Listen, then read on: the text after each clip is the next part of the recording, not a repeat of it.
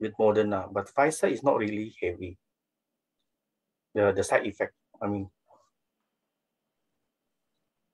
So hopefully I'm safe with all this. Probably because you have the first two already, so your body is already used to it. So the Yeah. third one, is easier. Yeah. Possibly lah. All the best. Okay. Hi, Jason, are you there?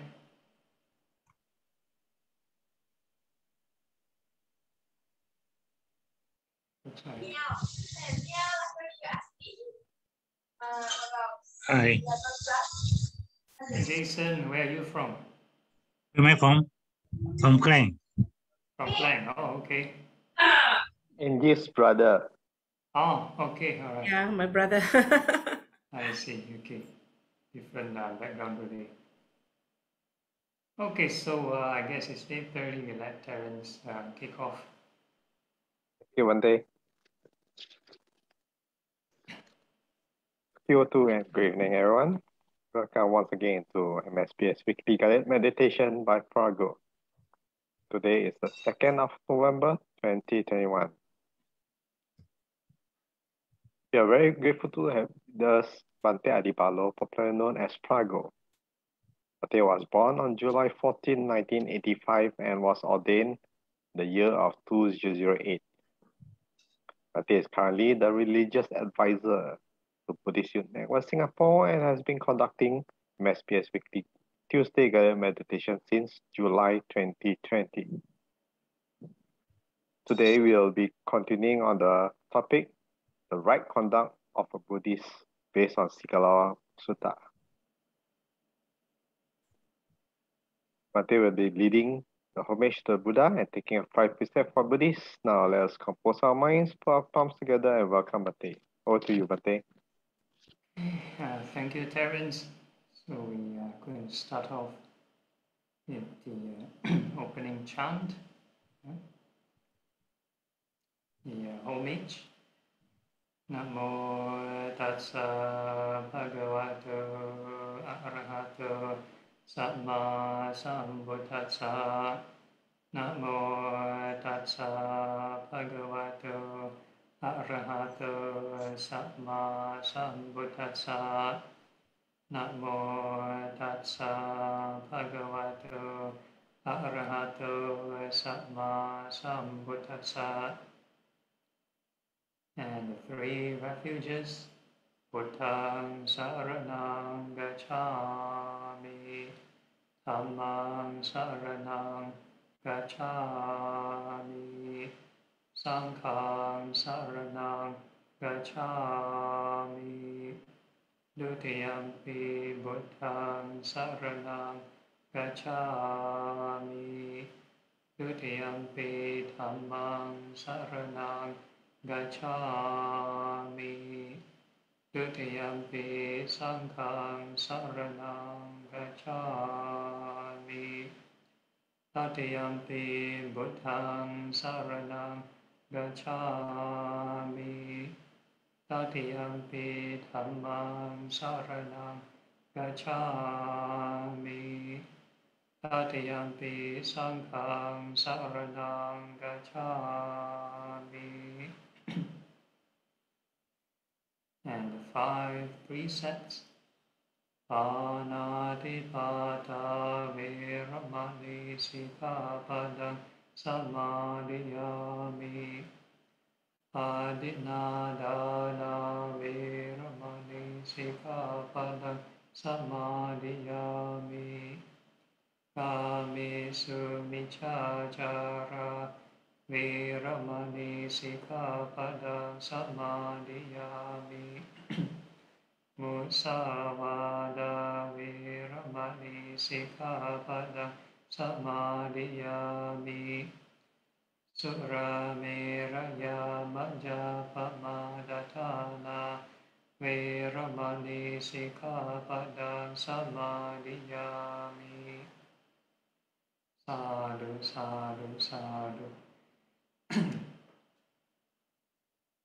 Okay, so good evening to everyone, and tonight we are carrying on this topic, this Sigalovara Sutta, basically a layperson's code of conduct or ethics, or basically certain lifestyles that is conducive for a layperson to set the foundation to practice. So last week or so we talked about the 6 kinds of evils, or 6 kinds of bad habits that if we engage will lose our wealth. So this is more into wealth management already. Okay, next. Yeah, so there are 6 things. I don't want to go through. You can watch the previous video. So today we are talking about the continuation on this financial planning. Right? So last week is about more on prevent wastages. And the last one on the being hardworking, not to procrastinate. It's more on getting more income. Okay, so this is more on how you divide your wealth. So before all the financial gurus came about, the Buddha talked about how you should divide your wealth. The first one he mentioned, right? First criteria, first you need to earn your wealth in a harmless way. Very important. Not through the wrong kinds of livelihood. So in the past, the Buddha mentioned there are 5 kinds of trade that a layperson should avoid. So the first kind of trade is avoid trading in weapons. Trade, and although they may seem profitable, promote more war and conflict, more deaths, more injuries. So this is the first kind of trade should avoid. And the second kind of trade is trading of living beings. Could be slavery, trading of animals, and etc. Yeah, so this is to promote this freedom, right? And the third kind of trade, avoid trading in meat. Very interesting. So it's an avoid trading in meat as a layperson. So as a layperson, somehow this may seem to indicate a certain kind of vegetarian kind of society. Avoid trading in meat. So like butchers and so on, they buy and sell meat. So we try to avoid this kind of career. And the fourth kind of trade is avoid trading in this poison. Things like poison that kills, like insecticide, pesticide, or any kinds of poison that even kill humans. So that is the fourth kind of trade that a layperson should avoid.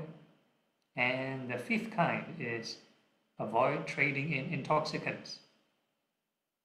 Avoid trading in intoxicants. Yeah, so earlier on we talked about the 6 kinds of disadvantages of being a drunkard. So who promotes this drinking, right? It's the person who sells it. So as a lay Buddhist, we should avoid these kinds of trades. But of course, in the modern times, they may be more harmful kinds of livelihoods not present in the Buddha's time. So basically, the general guide is any kind of livelihood that is harmless, then that is all right, harmless, and it's an honest kind of livelihood. So this is the first criteria. Okay, so how to divide, right? The portions 4 divides his wealth. So there are 4 kinds of categories. You may talking about 25% each, or depending on how you want to divide. So the first one is 1 portion for his wants he uses. Basically, all the things you spend, all the stuff you need to eat, the clothing, electricity bill, and so on. So these are the necessities. And the second one is very interesting. 2 portions on his business he spends. So 2 portions on investment. So basically like 50% of your earnings goes to on your trade or your business or your investment. So this is very heavy, right? And when when this financial guru thing gets more popularized, there are more and more scams, yeah, investment scams. So this one need to be very, very careful. So maybe in future we might talk about another sutta called this Diga Janu Sutta. Also talks about this, how you should do your research first before investing in anything. Make sure the wealth is not easily destroyed by nature. This is first, not by wherever you want to invest, not easily destroyed by nature, earthquakes, floods, and whatever it is, not easily stolen by burglars and nowadays hackers. And also not to be easily confiscated by the authorities. I'm not talking about offshore banking and evading taxes. It's about whatever you invest, make sure it's how do you call it? It's a legal kind of investment, right? And the last part is not to be taken off easily by wrongful hairs. Wrongful hairs. So this one is again up to your family decision. Okay, so this one for you to research carefully, where to invest your savings. Okay, then the third one, the fourth portion, for times of need he keeps. So basically that's your savings account. So anytime when there's a rainy day, you can use that money. So these are the 4 portions, right? So this is the financial planning which the Buddha taught. So some people go to Buddhist temples and they request, do blessing to make me wealthy. Request from the monks.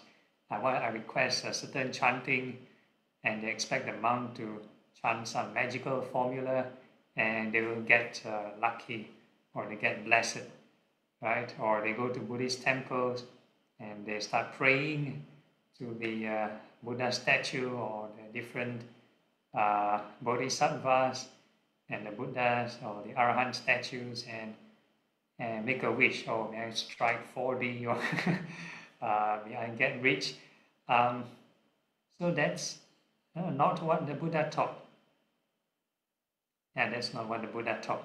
So aside from this practical financial planning, right, there is also this investment in generosity, doing Dhamma. So this is part of the number 2, 2 portions on this investment, a kind of investment that doesn't go away and can bring to your next lifetime. Right, so this is a part of that investment. So again, it's up to individual to plan how much they want to be charitable, or some people want to do philanthropy. Okay, next slide. Okay, so earlier on the previous session we talked about bad companions, unwholesome companions. So this one is very similar, but this one is foes in guise of friends. So basically people that you may perceive as friendly, perceive as nice, pleasant, at least on the appearance, but they may have more negative traits than positive traits. So this one again to look out for. So these are 4 kinds of people. The first kind, he who appropriates a friend's possessions. Yeah, so it's they want to get close to you just to take advantage of you only. So this is the first kind of foes in disguise of friends. And the second, he who renders lip service. So this one is just talk only, talk but no action. And the third, he who flatters. So person who praises, over praises actually, yeah, over praises, but nothing to back up. And number 4, he who brings ruin. So number 4 is straight up disaster. Eh? So these are the 4 types of foes in guise of friends. So these are the 4 kinds of people we try to take note, try to identify as much as possible. Of course, we believe in Buddhism, personalities can change. People may change, their personalities may change. So if at that point of time, they are like that, then it's good to at least temporarily avoid. Some people may think they want to be maybe, for example, a bodhisattva. They want to try to change, let's say, an unwholesome person to a wholesome person. That again is up to an individual's capacity. But if you are not at that capacity to help, please at least try to protect yourself. If you can avoid, then you try avoiding first. Yeah. Okay, next. Okay, so this is the first kind. So very interesting the way they classify. Like last week's session, the 6 kinds of bad habits. We have 6 pointers each. So 6 times 6, 36 points in total. So this one is 4 times 4.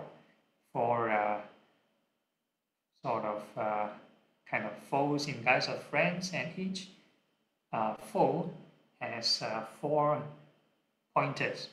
So we talk about the 4 pointers. Yeah? So the first one, he appropriates his friend's wealth. Right? So there's the first kind of quality that you can identify. Second quality, he gives little and asks much. Always want more. So for example, like the gambler, whenever comes to you, always asks for money. And the third point to take note, he does his duty out of fear. Does his duty out of fear. That means there's no sense of sort of pride in what they're doing. And so this is doing out of fear. Basically, anytime they will sort of run away when the opportunity arises. And number 4, he associates for his own advantage. So they want to get to know you, network with you, just to for their own personal advantage. It's not out of goodwill. There's no sense of giving. Right? So this is only taking. Right? So these are the 4 kinds of pointers. Okay, next. And of course, I'm not asking you to be over suspicious of people. Not to be over suspicious, but if they outrightly they do all these kind of things, then it's good to take note. You can mentally we say discern is not to have how do you call it, aversion. So I'm going to give an example. Even in the Buddha's time, it's good to be discerning, to know who are the good companions, bad companions. This is what the Buddha teaches. And even let's say a case study. Even there's this sutta on walking meditation.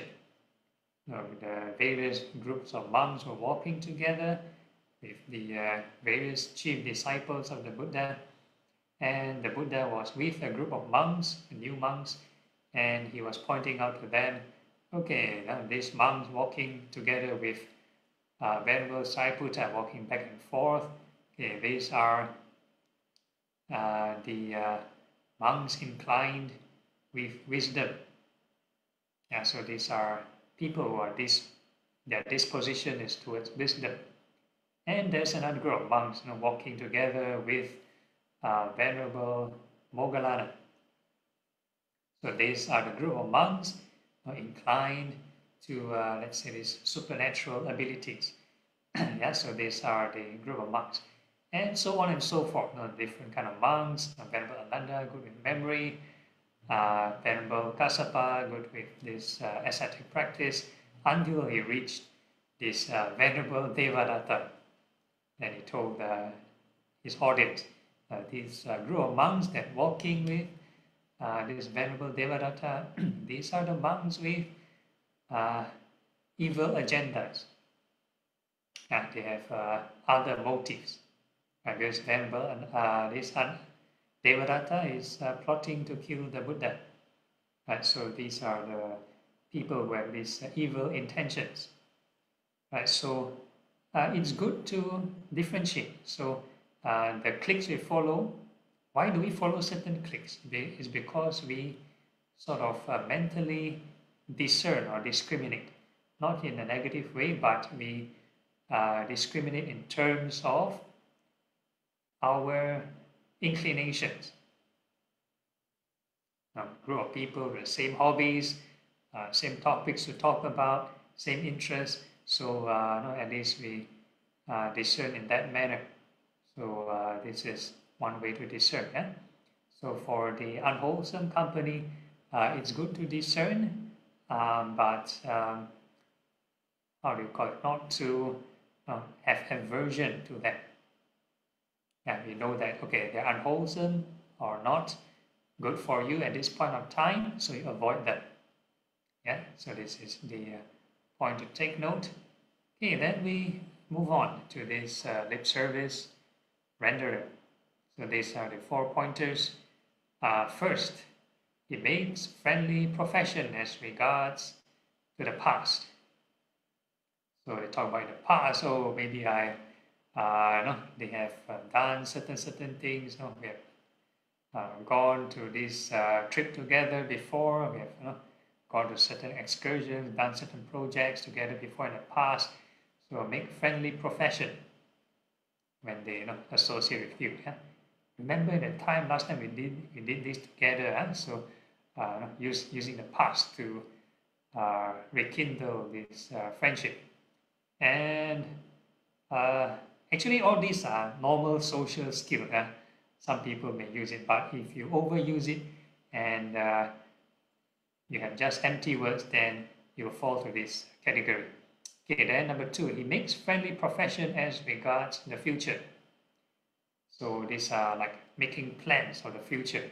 Next time in future, hey, maybe we do this thing together. We have go celebrate or go travel together in future, right? So make future plans, right? And number 3, he tries to gain one's favor by empty words.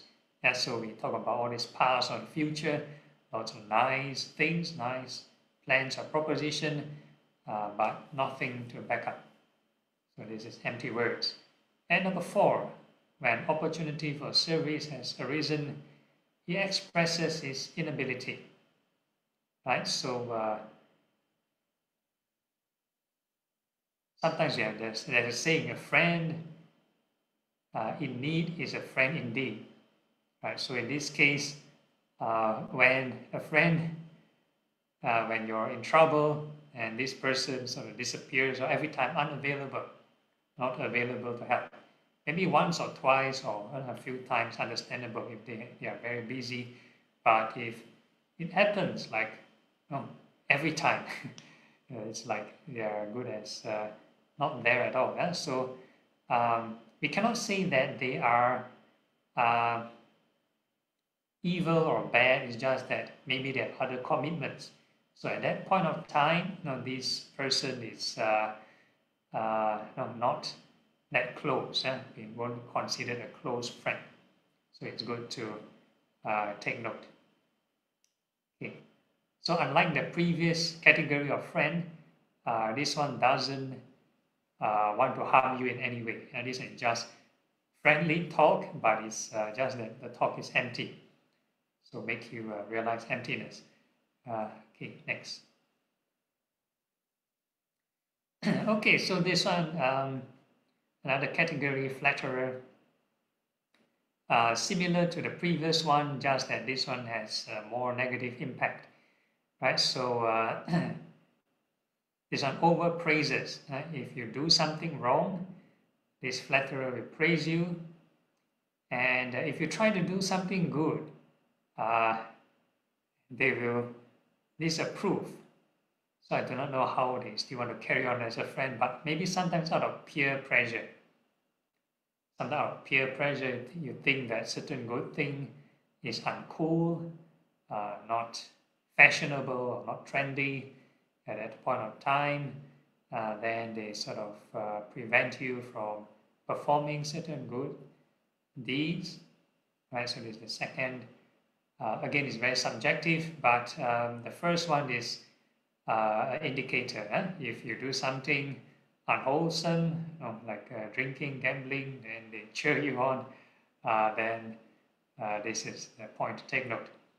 And number 3, he praises him in his presence, so it's again flattering in front of you. But number 4, he speaks ill of him in his absence. So behind you, they speak all kinds of negative things.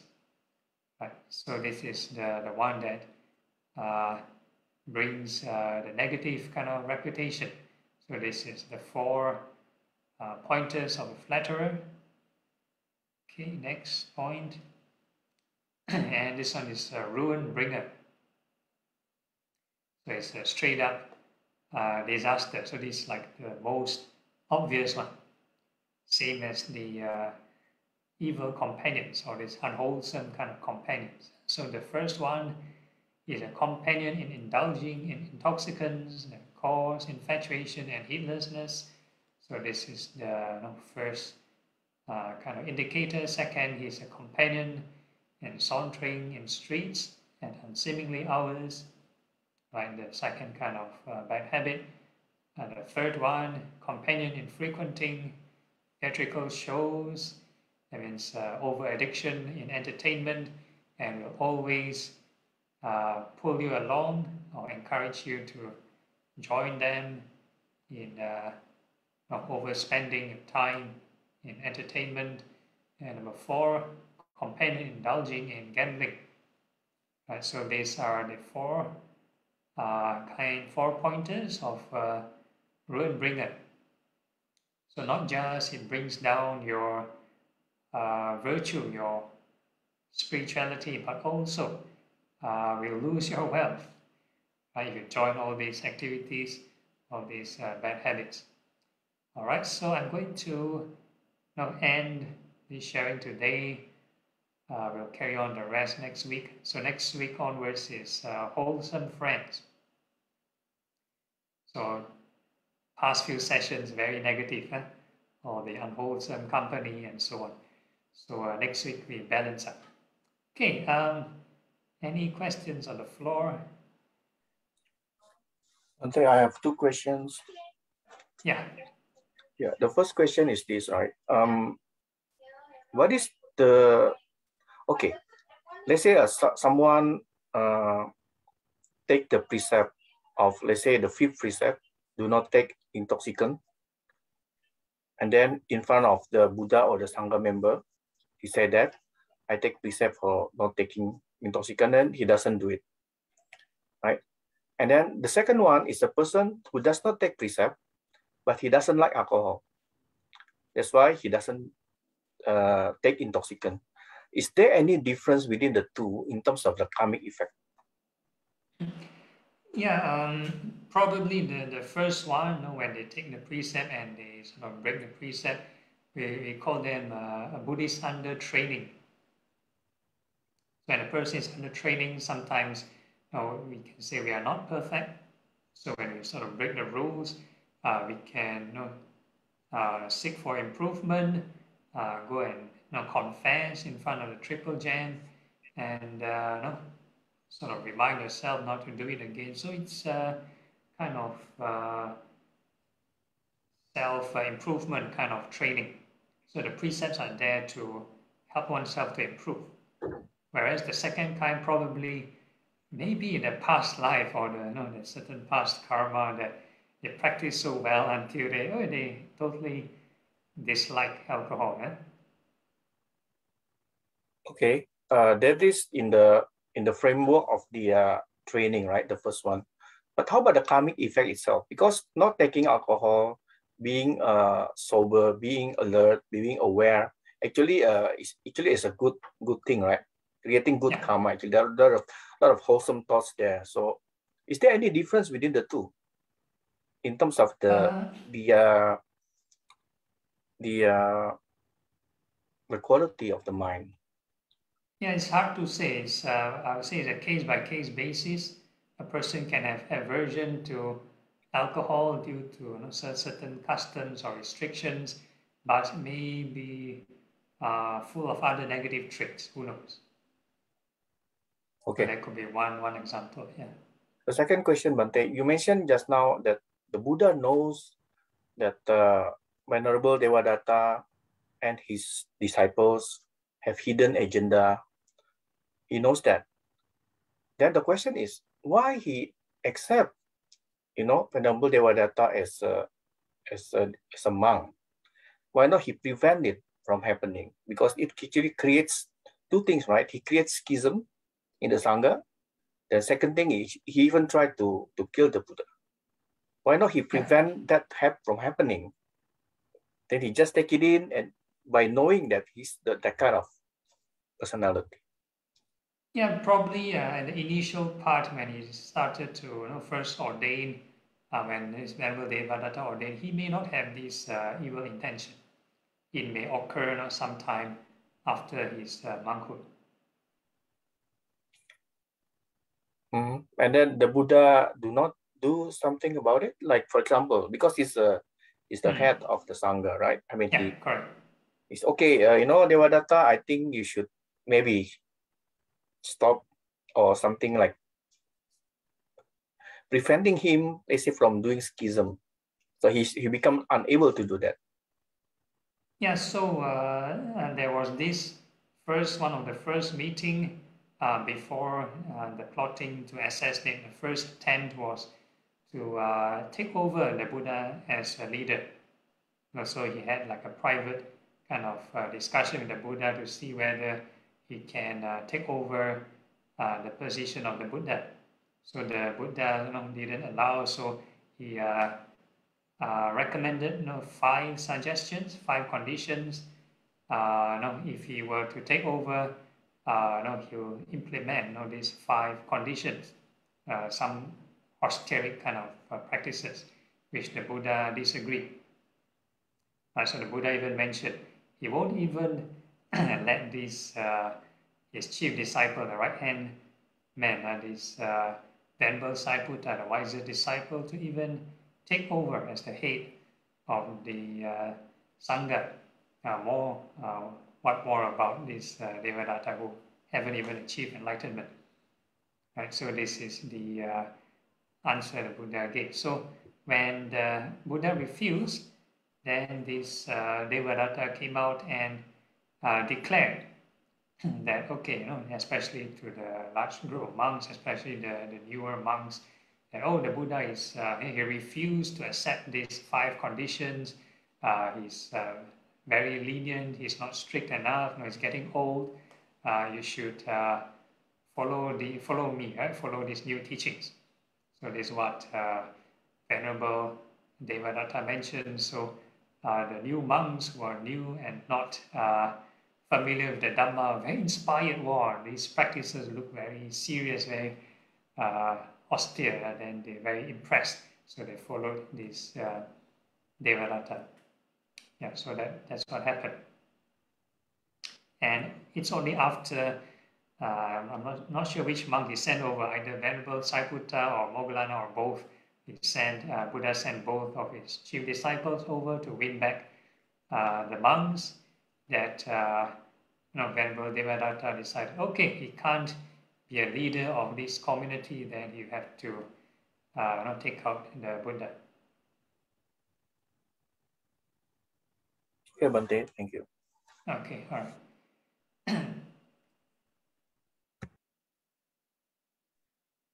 There I have one. Yeah. For this trading of meat, right?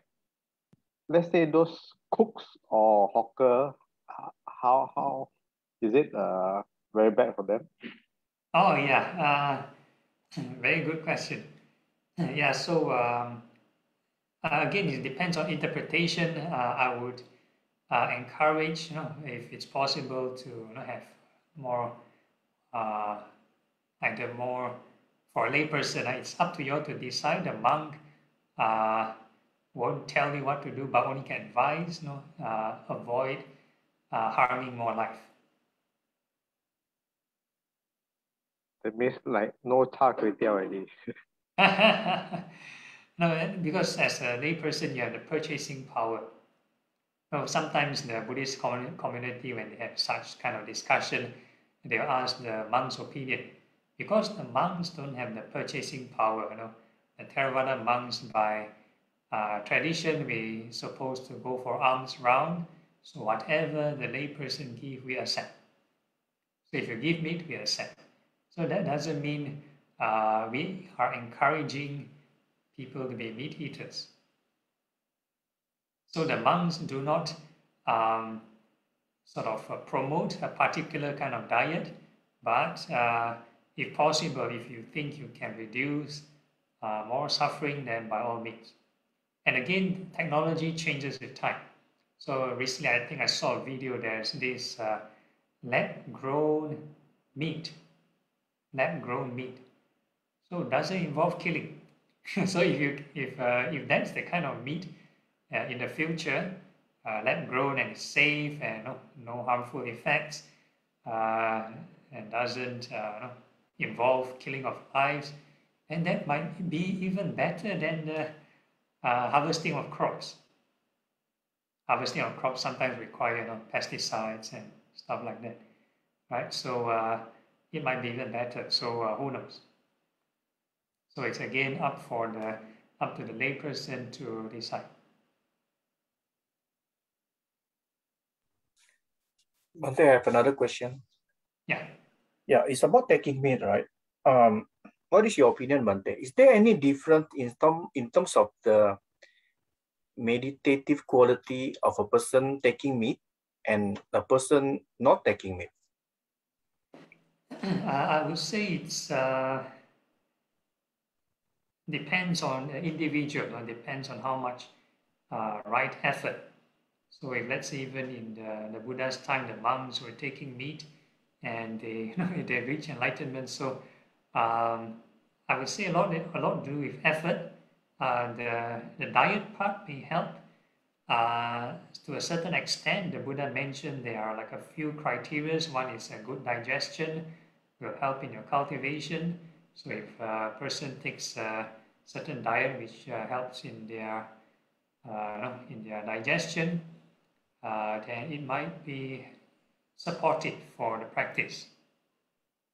So I would say it's a case-by-case basis. But some people, if let's say they do not have the opportunity to have a vegetarian diet, then they require maybe more effort.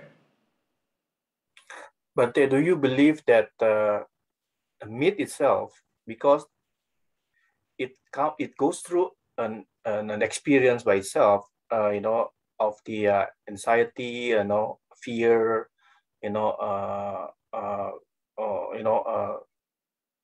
lot of negative things that happening to the meat, right, when it was killed. So is there some kind of energy inside the meat that actually affecting the meditative quality? Do you believe there is such thing? Yeah, there are mental energy in all objects. So this is the concept of the making of holy water, right? So the monk is supposed to chant and imbue the power of truth into the water and make it holy. So whatever object a person touches, there will be some diffusion of mental energy to the object. So that's why some objects around the monk can be considered relics if the monk is like a saint. So similarly, be it a meat, a living being, they have their mental energy. So it's true, yeah. So the meat may have certain kind of anxiety, but we also need to take in consideration of the farming practices in the past and in the present are very different. So of course, in the modern day kind of meat industry, it's very cruel. Likewise, the harvesting of crops, the process may not be as simple as in the past, 2,500 years ago. So the modern farming practices, even for plants, can be lots of lives taken as well. Okay, Bante, thank you. Okay, all right. Okay, any questions? How about in the Facebook comments?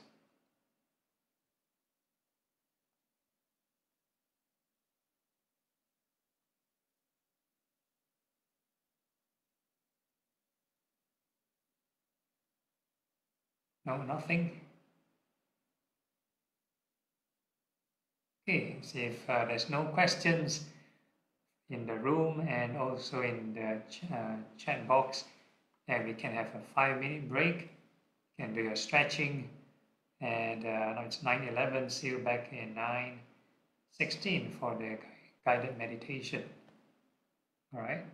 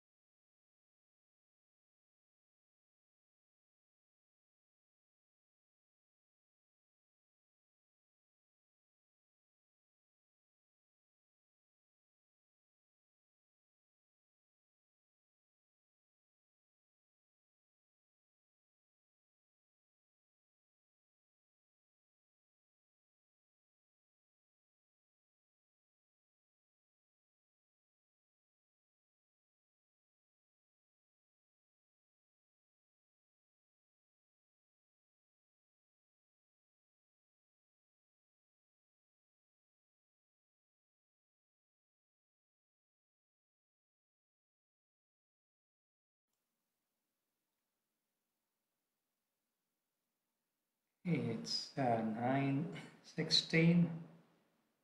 Let's see who else is ready.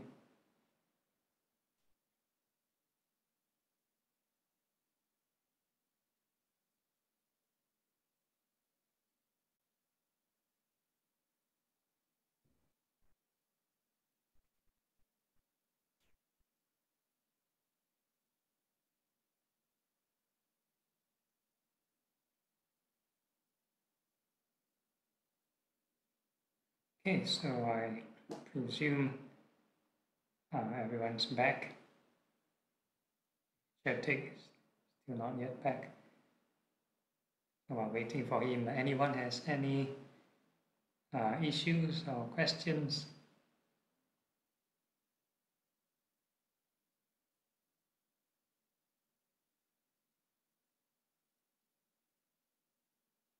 No? Okay, then if not, we can proceed. And turn on the mics. Make sure you are seated in a comfortable position. And your back is upright.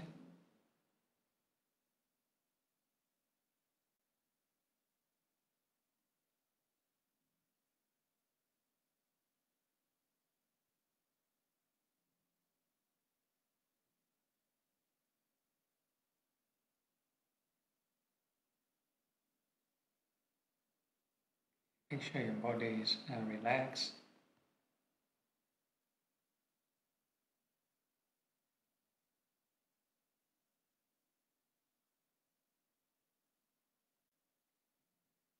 Okay, and we are starting off with the contemplations on parts of the body.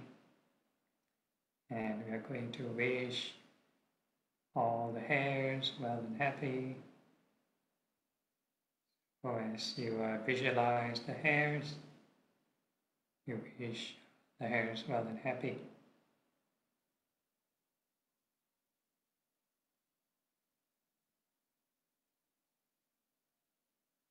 So every time you think of a new part, conjure a new image of a new part of hair, you wish it well and happy.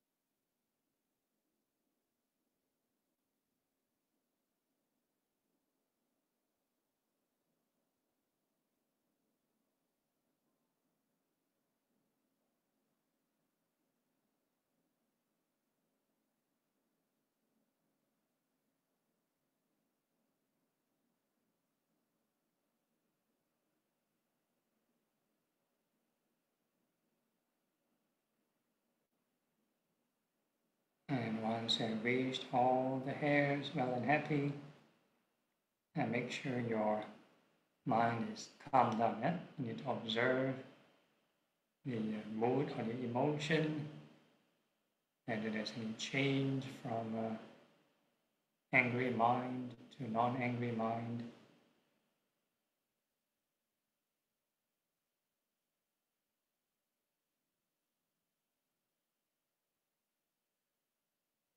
And we are actually not training the hairs, we are training to soften up the 5 aggregates.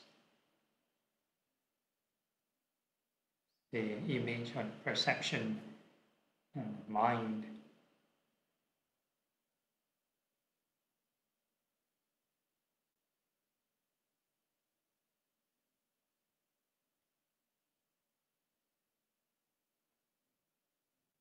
And all these hairs go through birth, aging, sickness, and passing away. So they keep growing and falling many, many times.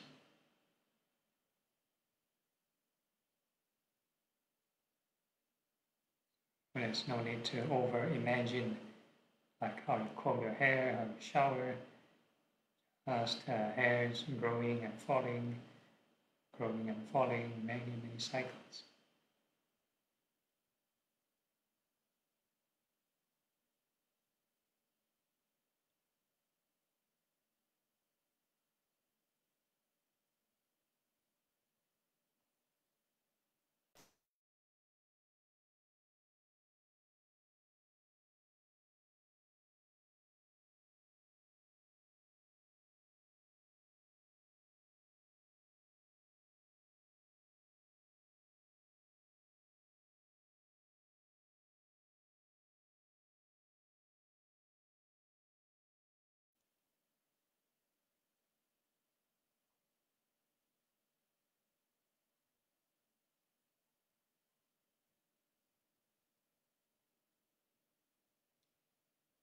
So there is detachment from craving, then the symptom should have this inner joy or inner peace.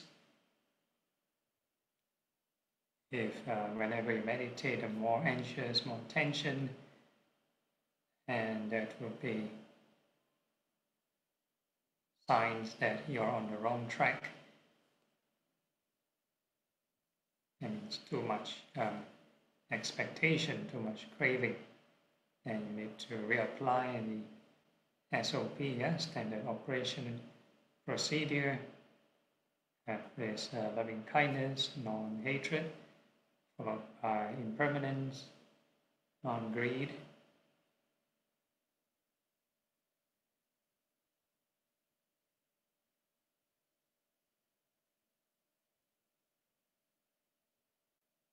And whatever meditation object is the same. We are not training the object, we are training the mind. So it can be for these parts of the body, can be towards the breath, can be to your chanting, same concept.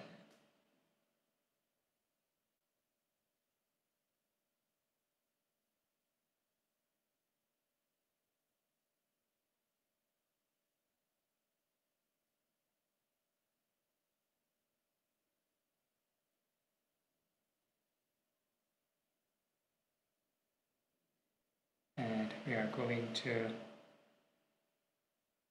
ask ourselves, are these hairs truly self?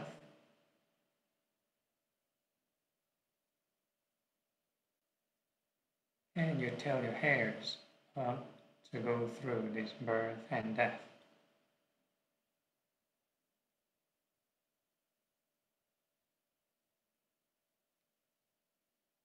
And because this is a Buddhist group, so we can talk about concepts such as reflect on non-self. But let's say friends with a different belief system. There is no such thing as non-self life. So you cannot equate them as this one of the foes in guise of friends. There can be different context, different understanding.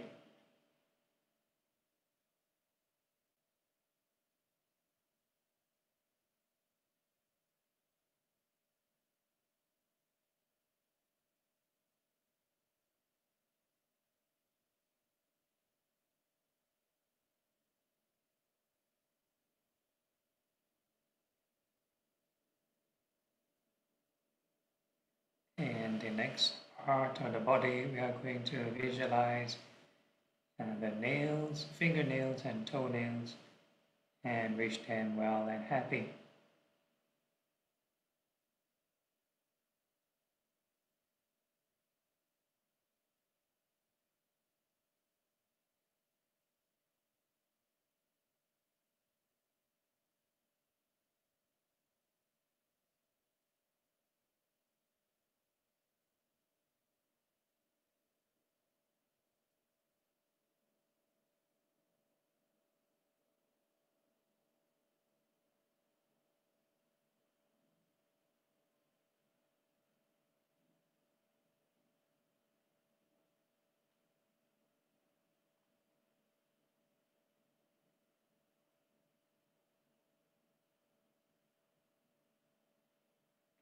all these nails go through birth, aging, sickness, and passing away.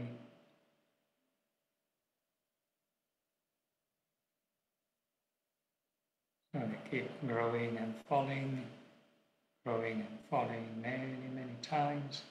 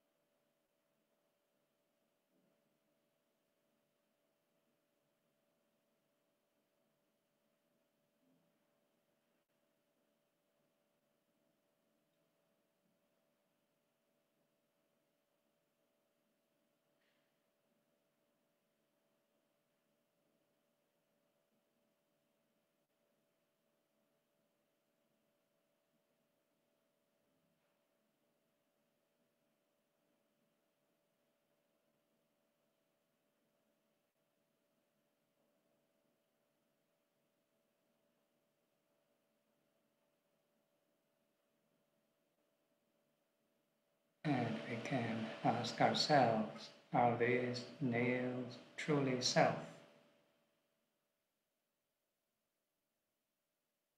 And we tell the nails not to go through birth and death.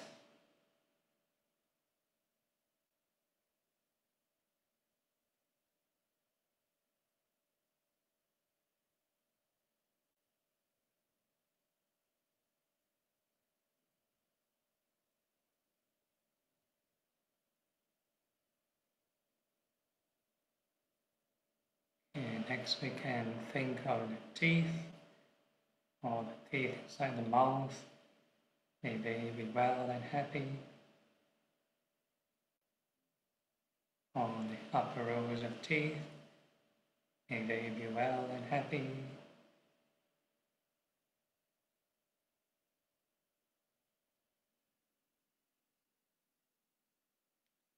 And all the lower rows of teeth. May they be well and happy.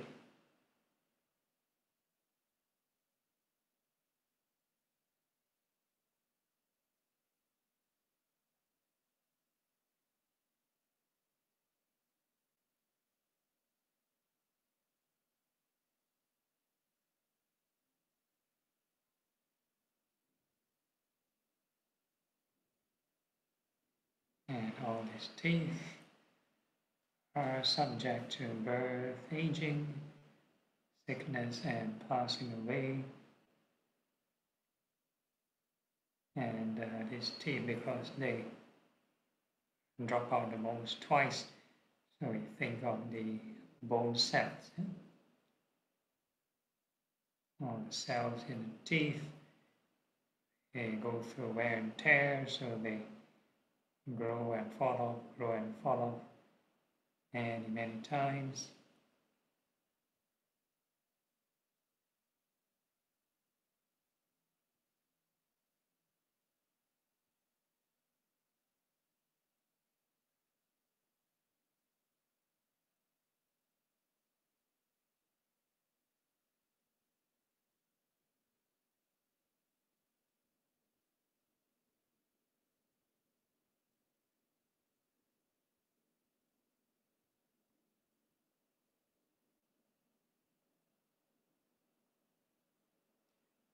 Even though most of us have not seen our bone cells before, and by that new conjured image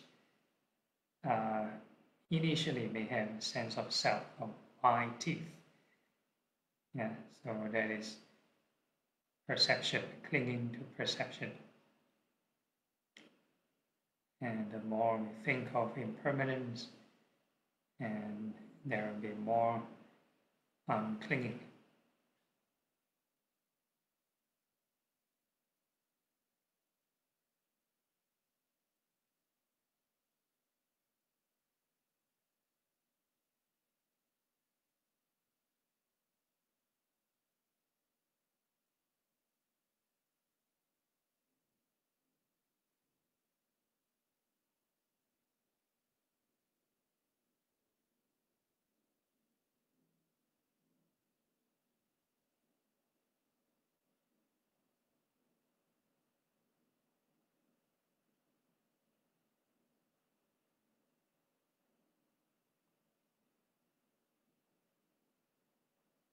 of this is to actually understand this mind. Wherever we pay our attention, and becomes mine, my experience, or associated with me or mine self. So if you pay attention to your friends, then you're my friends.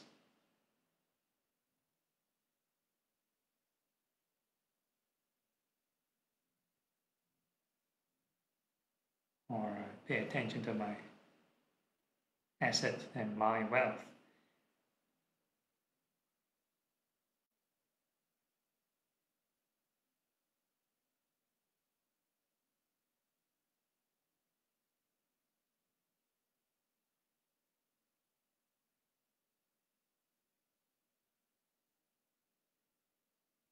So now we just focus on the teeth, impermanence, teeth.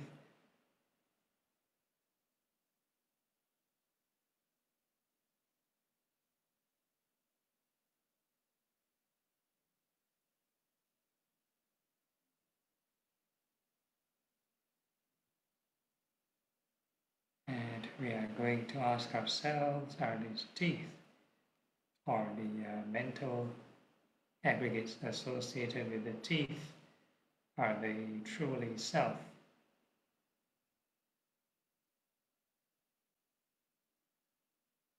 Can we tell them not to go through this birth and death?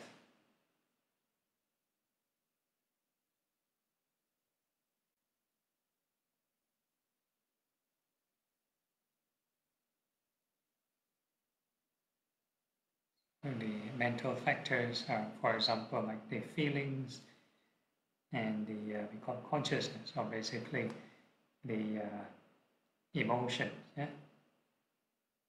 Throughout the process of reflection, are the emotions the same? Are the feelings the same?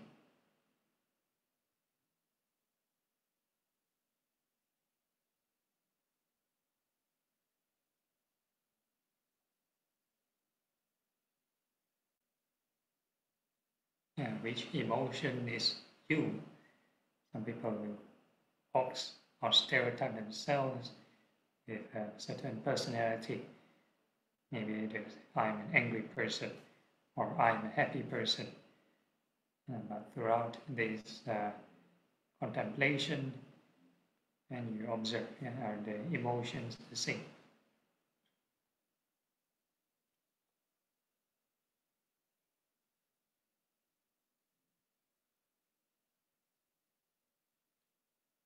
And next we can think of the skin.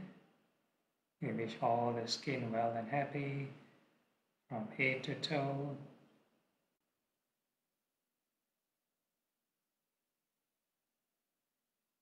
And every time we think of a new patch of skin, we wish it well and happy.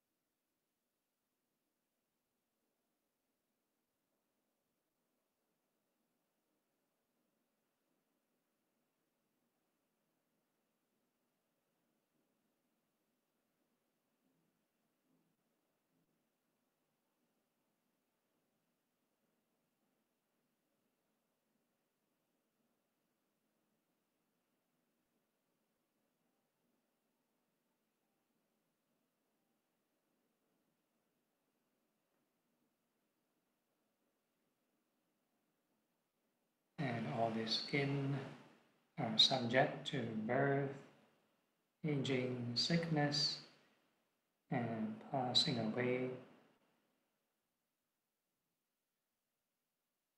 So we keep on thinking of the skin growing and falling, growing and falling, many, many cycles.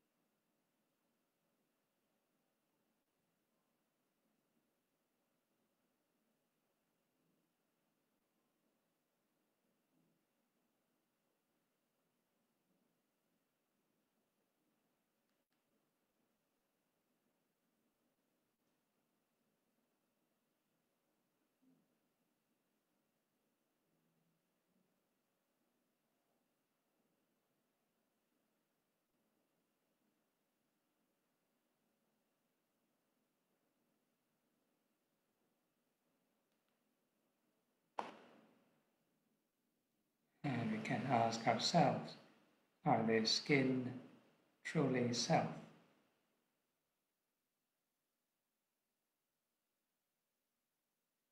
Can we tell the skin or the mental factors associated with the skin not to go through birth and death?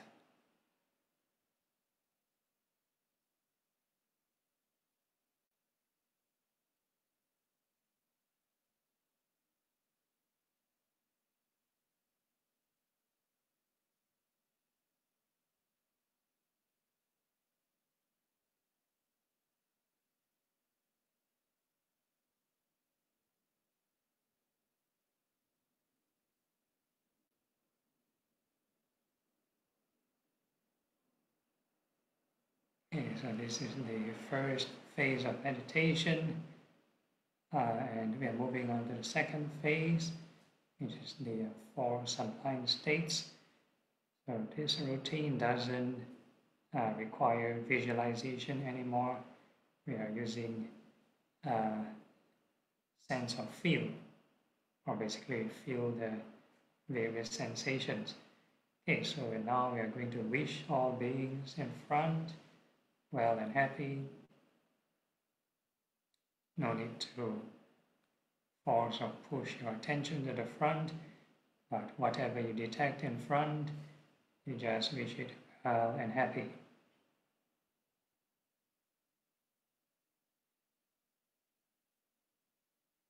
And we come back to ourselves, and we wish may all beings behind be well and happy.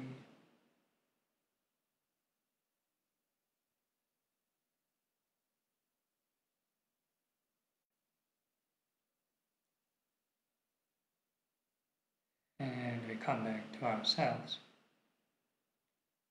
And we can wish all beings on the left well and happy.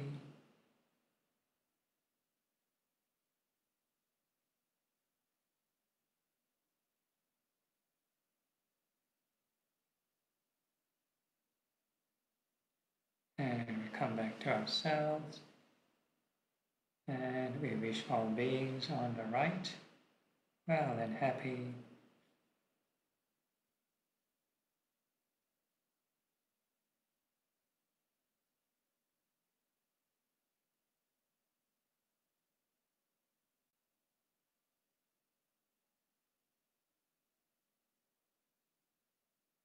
And we come back to ourselves. And now we wish all beings above well and happy.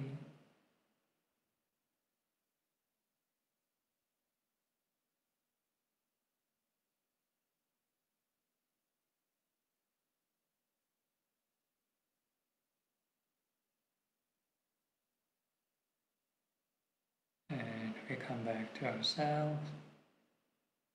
And we wish all beings below well and happy.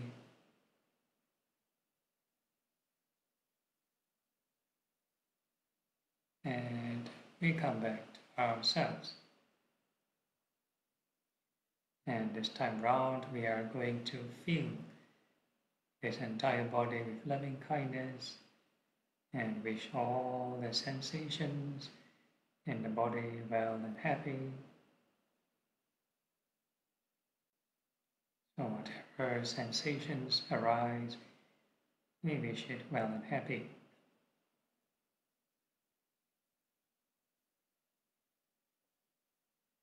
So these sensations can be generally classified into the four elements in earth, fire, wind, and water.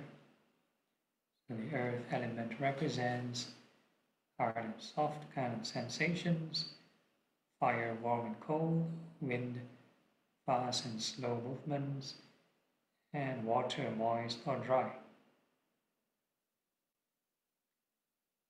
Regardless of whatever sensation arising, and just treat all of them as passerby. No need to purposely generate them. We are not going to control them, no clinging or rejecting. any sensation that arises, and you just wish it well and happy. So the whole idea is not to keep the mind stagnant, cling on one emotion and that's it. No, and the mind will daydream. So whole idea is to maintain, call this passive observer state of mind. Any sensation arising, just wish it well and happy. First, make peace with this mind.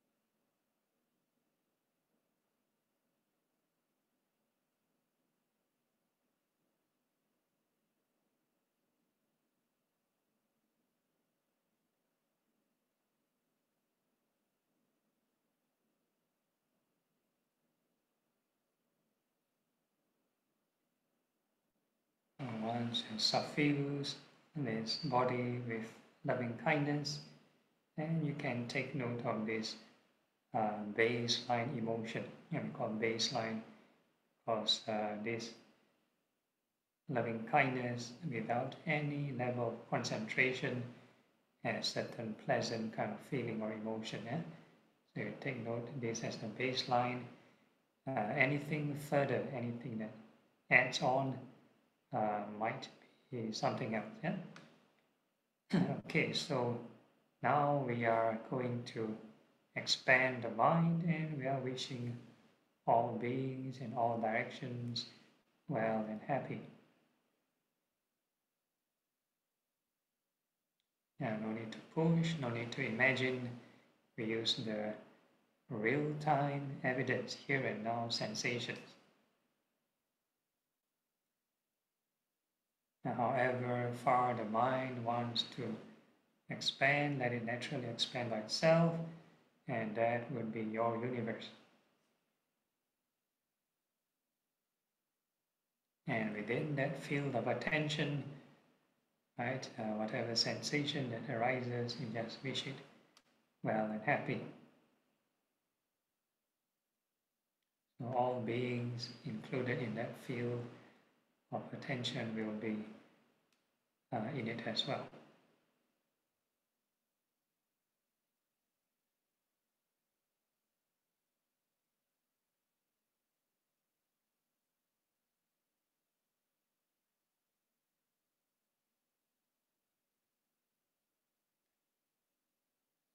Oh, we have two factors. And the first factor is the observable evidence, which are the sensations, and the second factor is the reflection, loving kindness. So you need these two-factor authentication to make this work.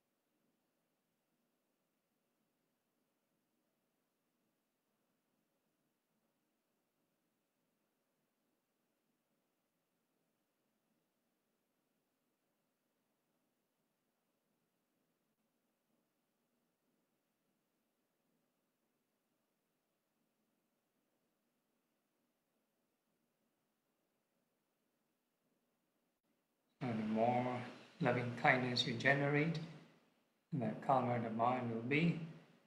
So this is the paradox of skillful thinking. So meditation is not about sit there and do nothing, think of nothing. No, you need to think of something.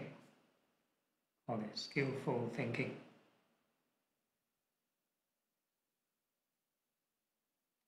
And even though the mind is calm or pleasant, we just take note of this as a byproduct.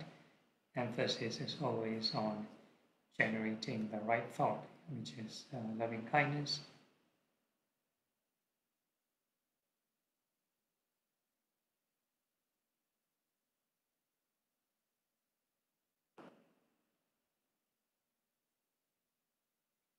And we can familiarize in this state of mind.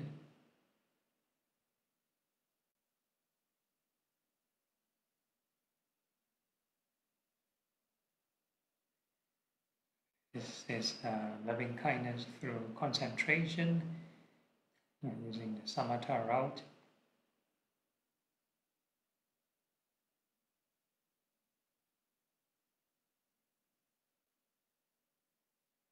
And next we can add some insight, some wisdom insight.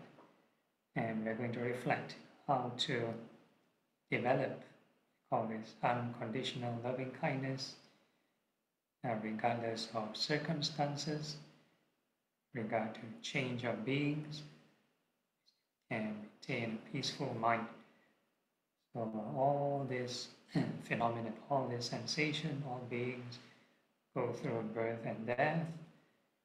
Every sensation rises and passes all the time. And the same thing, two-factor authentication, observe the sensations rising and passing. And the second factor, keep reflecting on impermanence. Whatever label you want to use, birth, death, rising, falling, impermanence, change, whichever you like.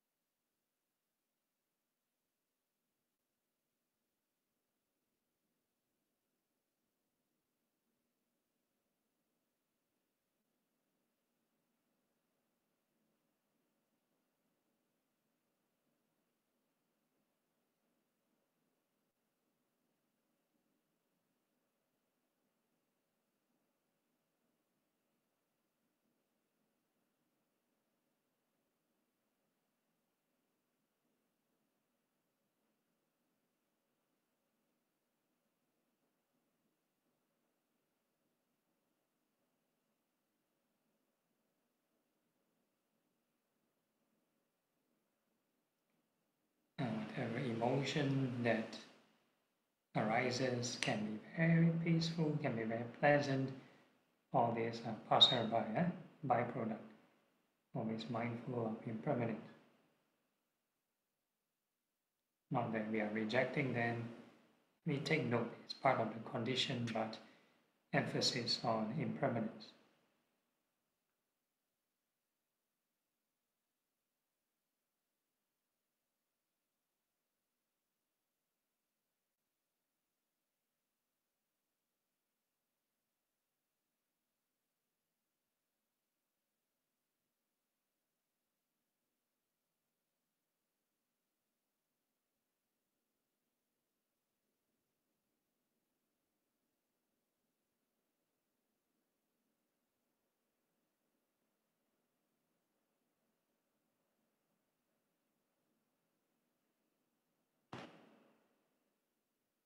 So if the mind starts to feel like very neutral, like no joy, no happiness, very normal.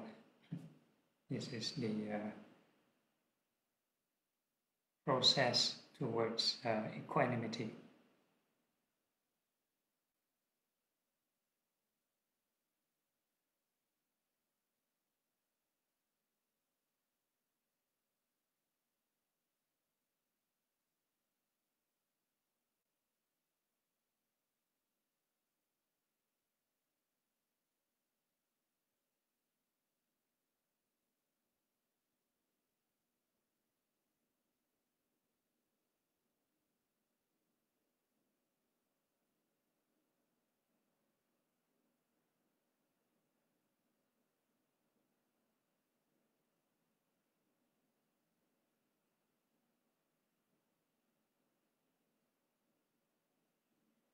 so this is using both samatha and vipassana to practice this loving kindness. And next we move on to the second sublime state, which is compassion. So for compassion, we wish all beings, may they be free from suffering.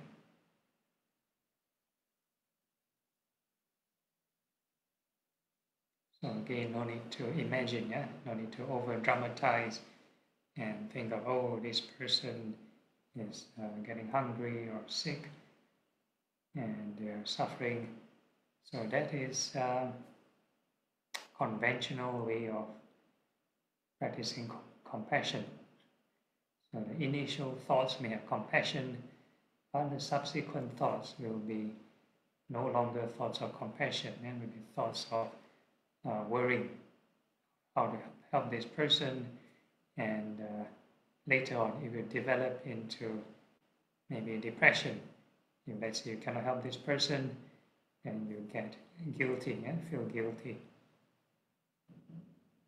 So we cut off the secondary phase and we just only generate compassion for this time. So that we are just now recharging the mind. We don't want to drain the mind unnecessarily for this current routine. So in order to do so, we're just using here and now evidence, and with sensation arising, we wish all sensations, all formations, all dharmas were free from suffering.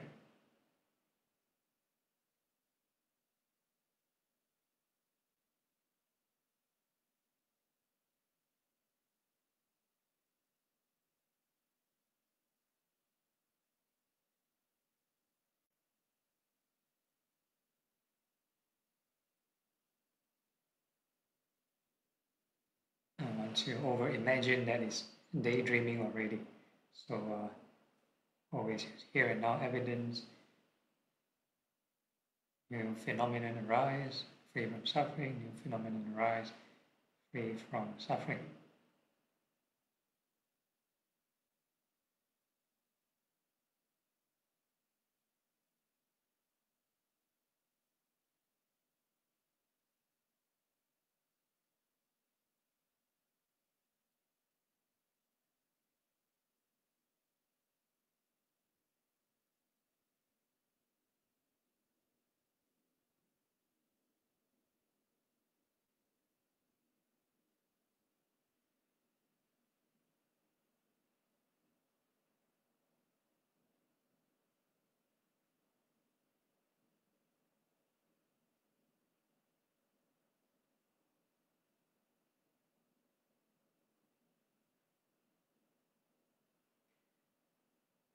The more compassion you generate, the calmer the mind should get. And if you do it correctly, the middle way kind of compassion should be emotionally pleasant. Yeah? It's not the very sorrowful or depressing, sad kind of compassion.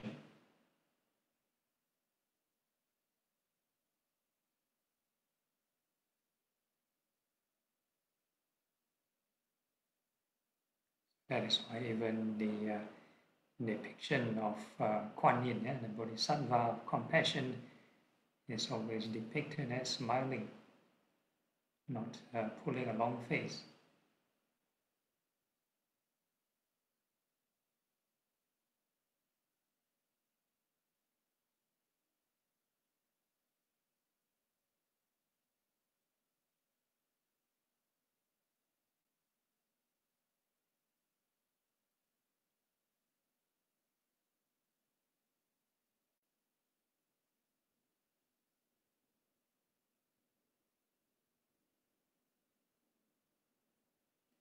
Okay, so this using concentration, or using compassion to develop concentration.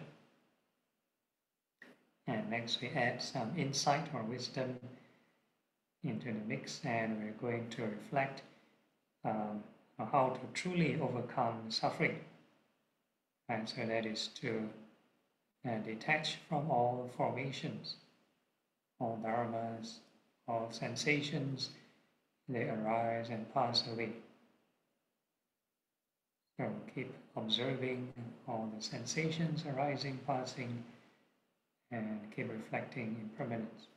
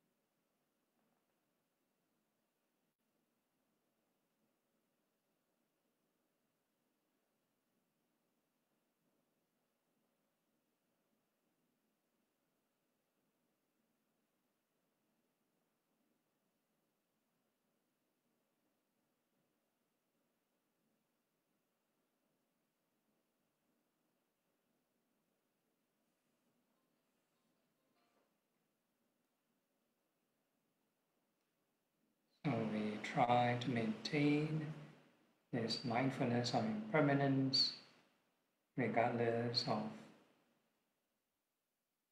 all kinds of phenomenon in our surroundings, in our daily life, be it standing, sitting, walking, lying down, in all activities, all contacts we come across, and this is to maintain a peaceful mind. And with that in mind, we can gently open our eyes and physically end this meditation, but mentally I always maintain mindfulness. Okay, so it's 10 o'clock. Any further questions or problems during the meditation? All good? No issues? Okay, if everyone's okay, then we can do the closing chant.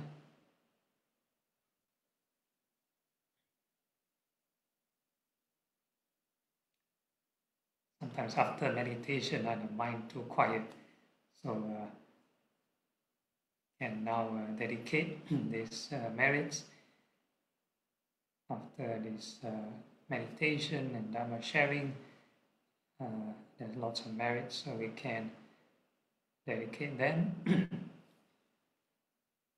Akasata Chapumata Devanaga Mahidika Punyantang Anumoditva Chirang Rakantu Loka Sasana Etavata Amhehi Sapada Punya Sapada Sabe Deva Sabe Puta Sabe Sata Anumodatu Sabha Sapati Siddhya.